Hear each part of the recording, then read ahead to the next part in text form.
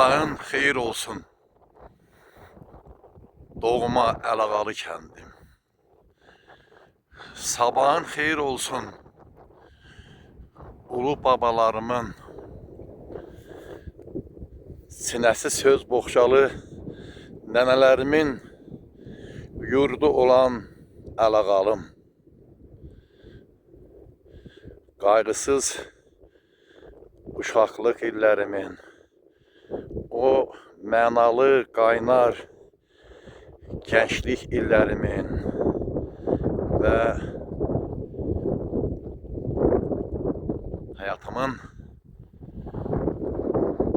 ən çətin anları olan müharibə dövrünü yaşadığım doğma kəndim Əlağalım. Hava necə də təmizdir, necə də şəffafdır. Səhər o başdan sanki dağlar da yuxudan təzəcə oyanıb. Şiş dağ,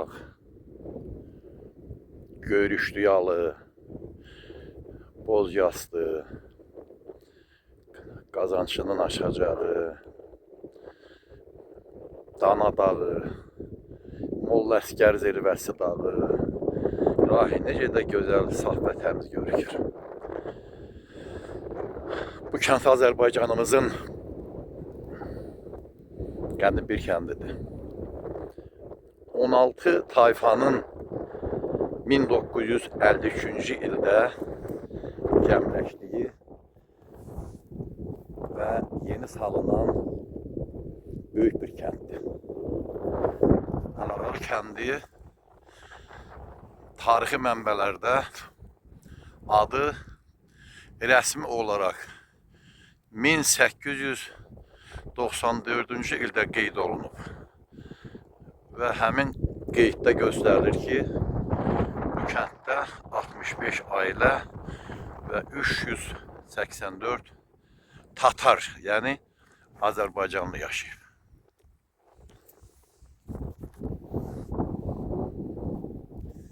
Belə bir kənddə böyümək əlbəttə Tanrının insana bəxş etdiyi ən böyük xoşbəxtlikdir. Öz adlı sanlı kişiləri ilə, öz namuslu qeyrətli qadınları, qızları ilə tanınan Əlağalı kəndim.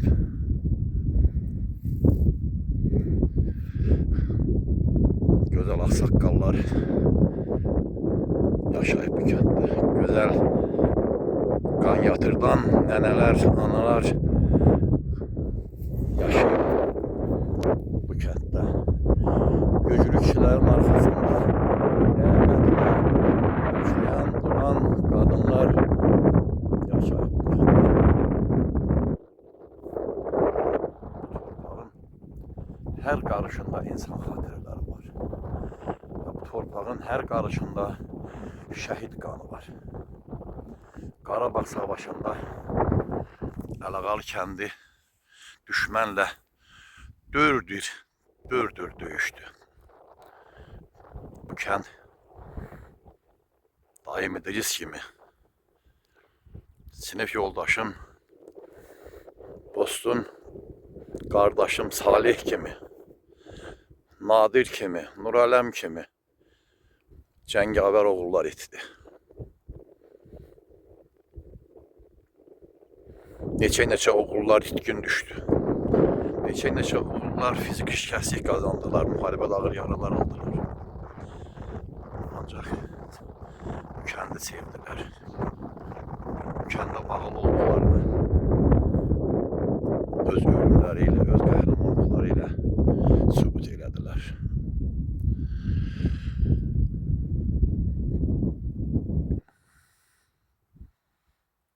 Bu kənd ziyalılar beşiği idi. Bu kənddə Hacı müəllim kimi, Alxas müəllim kimi, Binnat müəllim kimi, Ali müəllim kimi, Sərdar müəllim kimi gözəl saqqalı olan müəllimlərimiz var idi. İbat müəllim kimi, vətənpərvər müəllimimiz var idi. Hacı müəllim kimi gözəl tarix müəllimimiz var idi.